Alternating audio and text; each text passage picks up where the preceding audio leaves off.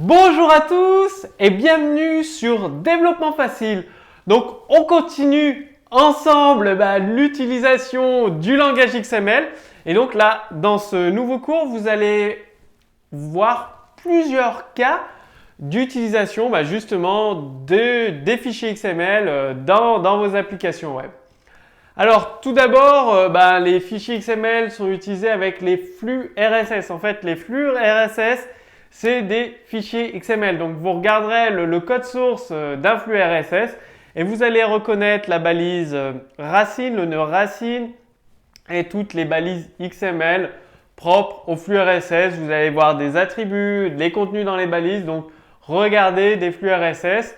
Donc si vous ne savez pas certains d'entre vous, si vous ne savez pas ce que c'est qu'un flux RSS, bien c'est un agrégateur sur les blogs par exemple. Un flux RSS va contenir au format texte tout le contenu des derniers articles, des dernières actualités. Il y a la date de publication, le titre de l'article, un résumé ou l'article complet.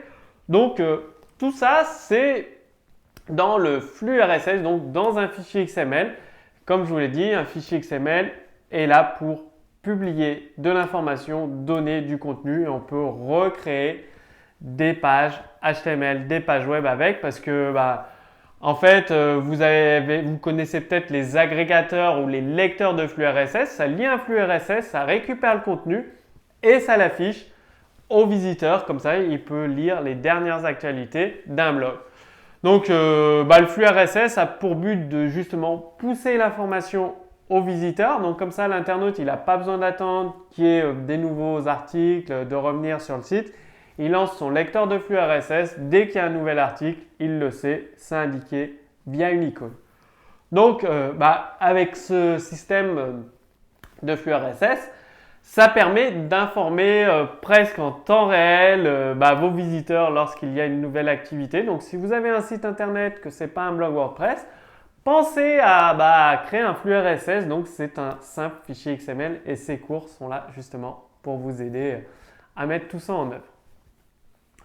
Donc comme je vous l'ai dit, vous le voyez, ça défile sur votre écran. Un flux RSS, c'est une page web qui peut s'afficher sur d'autres sites, c'est-à-dire qu'un blog par exemple peut lire le contenu RSS, donc le flux RSS d'un autre blog et l'afficher. Donc le blog A lit le contenu d'un flux RSS du blog B et affiche le contenu du blog B, c'est-à-dire que le blog A affiche le contenu du blog B sur son site. Donc ça peut être très pratique.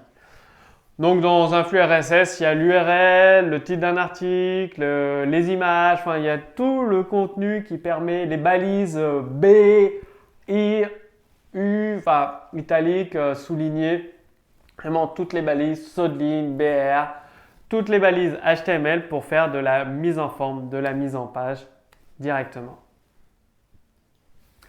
Donc je vous ai mis une copie d'écran, vous voyez le flux RSS. Donc un flux RSS que j'ai pris en copie d'écran pour vous montrer justement à quoi ça ressemble concrètement. Et c'est bien un fichier XML, vous reconnaissez les balises, l'entête, après vous avez le nœud racine channel, titre, title, link, vous avez des items. Donc les items c'est des objets items qui contiennent un titre, un lien, des commentaires, le contenu, tout ça, si vous voulez, je vous le mettrai en téléchargement en code source sous cette vidéo.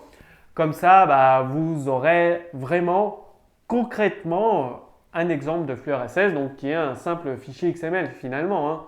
Rien de bien compliqué à ça. Comme je vous l'ai dit, un flux RSS c'est avant tout un fichier XML. Vous avez une balise channel, comme je vous l'ai dit, c'est le contenu du flux. Une balise titre, c'est c'est le titre du flux. Link, c'est l'URL du flux RSS, donc le lien du blog. Une description et les items avec le titre et la description de l'article. Donc voilà un autre exemple de flux RSS. Tout à l'heure c'était une copie d'écran. Là vous avez la construction d'un flux RSS. Tout simplement, donc il suffit de regarder les channels, le nœud route, le titre, les items. Là il y a 2 items, utiliser la technologie XML et des exemples d'applications XML avec 2 descriptions. Voici un nouveau tutoriel, voici des codes sources avec XML. Donc Là, vous avez vraiment les objets items qui ont des propriétés title et description. Voilà, vous en avez deux, donc on peut dire qu'il y a deux articles qui vont s'afficher sur ce blog pour l'instant. Bon, maintenant, c'est à vous de jouer. Continuez à utiliser les fichiers XML, à les créer. C'est en forgeant que l'on devient forgeron, donc faites bien les exercices. Comme d'habitude, si vous avez des questions, vous pouvez les poser directement sous ce cours vidéo. L'équipe Développement Facile vous répondra. Et en attendant, je vous invite là, juste au-dessus de moi, il y a une image Lancez la vidéo 2. Donc, je vous invite à cliquer sur cette image. Vous allez être redirigé vers une deuxième vidéo et dans la deuxième vidéo, vous allez aller beaucoup plus loin dans PHP, par exemple, comment analyser un fichier XML, comment écrire un fichier XML, comment le lire et créer une page HTML derrière. Vous allez apprendre à utiliser JavaScript qui peut également lire des fichiers XML. Donc le CSS3, HTML5, donc tout ça, c'est dans la deuxième vidéo. Je vous invite à cliquer tout de suite sur le lien là juste au-dessus de moi de la deuxième vidéo. Puis moi, justement, je vous dis à tout de suite dans la deuxième vidéo.